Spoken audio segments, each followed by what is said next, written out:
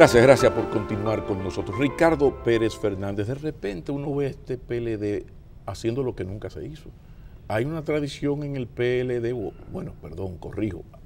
había en el pasado, en el CP, en el comité político, de que nos reunimos, no estamos de acuerdo, pues vamos a volver a reunirnos. Y se daba vuelta, y café, y el otro llevaba un libro, la señora le mandaba unos dulces de leche vanilejo, pero volvían y se reunían hasta que de alguna manera había lo que se dice ahora de que un bajadero, que es una palabra poco elegante, ¿no? Lo que eso de que hay que lubricar el tema y un bajadero no son palabras muy bien recibidas, pero sí, de repente el PLD cambia eso que tan buen resultado le había dado, de insistir, reunirse hasta llegar a un acuerdo, a cierta unanimidad y consenso por el voto, donde ya hay un derrotado evidente, un triunfador, pero resulta que triunfadores y derrotados tienen la capacidad de utilizar el famoso jabón en aquel famoso sancocho. Hablemos de esta situación de crisis del PLD. Sí, lo describiste muy bien. Un partido que por tradición tiene acostumbrado a la sociedad a presentar posiciones unificadas, a actuar por consenso, los grandes temas, debatirlo a lo interno de su máximo órgano deliberativo, que es el comité político, y siempre pues presentar un único PLD con una posición ante los temas. Eso se rompió el 19 de abril. Y con esa decisión del comité político, lo he dicho anteriormente, creo que se colocan en una especie de autoencerrona que puede terminar por mermar su autoridad y su legitimidad para siempre, o al menos hasta que haya una recomposición o decidan desandar ese camino. ¿Y por qué te digo eso? Porque antes de que se llevara el tema de la reforma constitucional para permitir la reelección al presidente Danilo Medina al comité político, ya era pública la posición de una parte de los congresistas del PLD, tanto en la Cámara de Diputados como en el Senado, que decían manifiestamente oponerse a una reforma solamente para poder habilitar la candidatura del presidente Danilo Medina. En iguales términos se expresaron los diputados del PRM y los diputados del PRD. Entonces, ante ese panorama adverso, ¿por qué arriesgarse innecesariamente? Llevar una decisión o llevar este tema al comité político cuando una reforma constitucional es un tema de interés nacional, no es un tema que está para que lo decida un órgano ejecutivo de un partido político. Esto es una discusión en la que tienen que participar las demás fuerzas electorales y otros sectores de la sociedad que tienen intereses legítimos en esa discusión. Pero se decide plantear el tema en una votación en el comité político y bueno, una mayoría entiende que hay camino para que se proceda a introducir un proyecto de ley que modifique la Constitución. A eso se opuso Leonel Fernández en el comité político. Ahora, ¿en qué términos se opone? Él lo que manifiesta en ese comité político, según ha trascendido, es que él no puede estar de acuerdo con hacer una modificación constitucional únicamente con el propósito de habilitar una candidatura presidencial. Es decir, legislando, modificando el instrumento legal que está llamado a poner límite al orden político, a poner límite al poder político, modificarlo para acomodar una candidatura. Que hasta ahora es el único objetivo. Sería el único sí, objetivo. Ahora mismo es, no hay otro argumento. Solamente está eso, está modificar la Constitución para permitir la reelección, pero evidentemente beneficiando al presidente Medina. Entonces Fernández argumenta que en el año 2000 pudo haberlo hecho y en el año 2012 por igual, y no lo hizo. Entonces su posición es que él no puede estar de acuerdo con algo que él no procuró para sí mismo, empezando por ahí. Y además argumenta que la Constitución que llegó, la nueva Constitución que se inaugura, que entra en vigencia en enero del 2010, fue producto de una discusión amplísima en la sociedad dominicana que duró 3 años. Entonces, hacer una reforma constitucional al vapor con este único propósito, pues es algo con lo que él no puede estar de acuerdo. Sin embargo, también dijo en el comité político que no iba a ser obstáculo para que esto pasara. Pero ahí quedó claramente establecido que ya los legisladores habían manifestado su posición con esto. Pero eso es la partecita que muchos no entienden. Hubo una reunión anterior a la reunión del comité político, una reunión entre Fernández y Medina, casi 1 hora. De repente, Fernández accede, estuvo de acuerdo en llevar esto a una votación donde él sabía que iba a perder. Sí. De repente él es el presidente del partido, una derrota de esa magnitud afecta su autoridad partidaria. ¿No fue un error de Fernández el aceptar esta reunión con estas votaciones en vez de buscar la manera de que el PLD siguiera en lo que hablaba al inicio, sí, de vamos a seguir conversando, sí, de qué manera? Porque me imagino que habrá alternativas. Yo entiendo que lo que procedía antes de que el comité político conociera este tema de la reelección en su seno, era hacer lo que ahora se está haciendo, el proceso de consultas, iniciando por el Congreso, no tiene por qué detenerse allí, pero iniciando por el Congreso para recoger las opiniones y las posturas de los que están llamados a modificar o no esa Constitución. Por eso se ha hecho con posterioridad a la reunión del comité político. O sea que ya el comité político... información de por qué no se escuchó la sugerencia de Fernández de hacer esto de esta manera y luego llevar definitivamente el tema al comité político? Por supuesto. O sea, ¿por qué no se hizo eso que se está haciendo ahora? Se entendía que con una votación en el comité político, donde su mayoría decidiera que esa era la línea partidaria, los legisladores del PLD simplemente la iban a acatar. Pero eso fue un error de cálculo de quien ideó esta estrategia. Porque los legisladores vienen advirtiendo desde un principio que no están de acuerdo. Y hay que entender su posición. A pesar de que muchos creen que lo hacen por una línea política, a mí no me parece que sea ese el caso. Porque lo vienen manifestando desde mucho antes de que esto se convirtiera en una realidad, primer punto. Y segundo punto, uno que yo entiendo que es muy válido, la mayoría de esos congresistas participaron en la elaboración de lo que terminó siendo la Constitución del año 2010.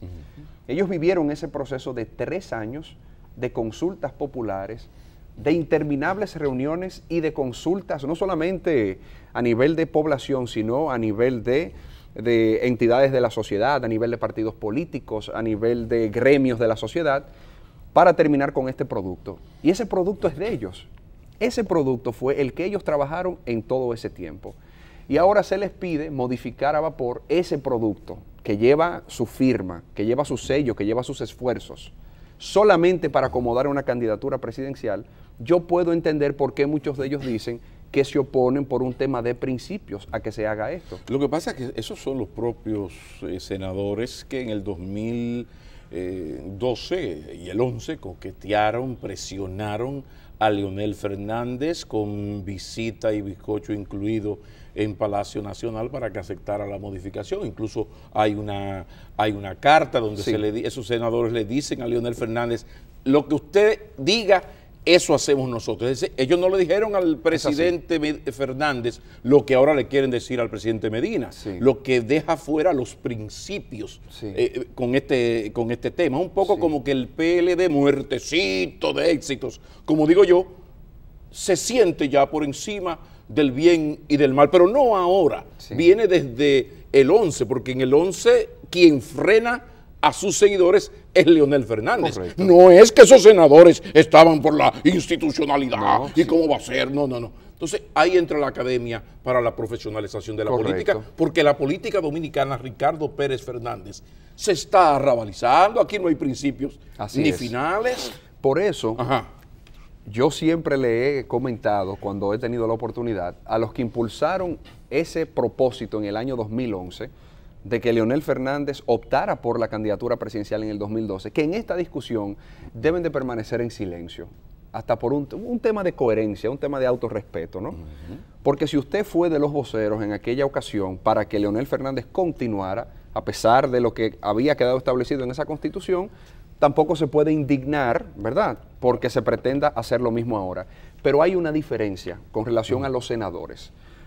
Recuerda que en ese momento el argumento era que había una interpretación constitucional que podía abrir camino a la candidatura de Leonel Fernández en el 2012.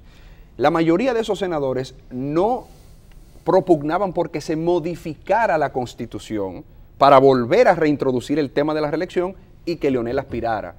Era más bien que la Constitución claro, derivándose, ¿no?, de una interpretación acomodaticia, podía abrirle paso a una candidatura de Leonel Fernández en el 12. Sí. O sea que no es exactamente lo mismo. Bueno, pero insisto en la parte donde se le dice a Leonel Fernández, Sí. usted cuenta, es como que yo le diga ahora a Danilo Medina, lo que usted decide está bien hecho. Sí. Maquinini, vete al paso.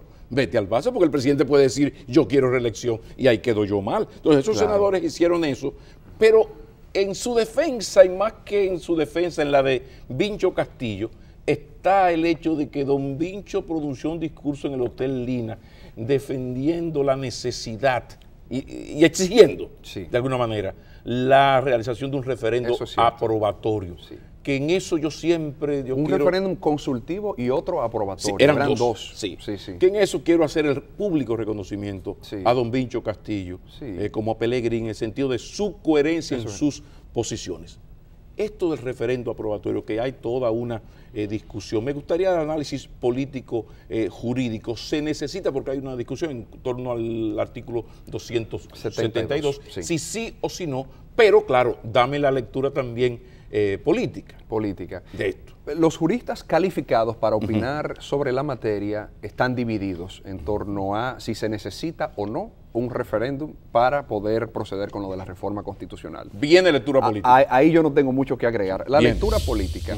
Bueno, un referéndum funcionaría como una instancia de legitimidad, de legitimización de este proceso que se quiere llevar a cabo. Y eso hay que comprenderlo. Incluso sería conveniente, lo que pasa es que aquí entra un tema de tiempo y de recursos que lo complica. Las elecciones están a un año ya.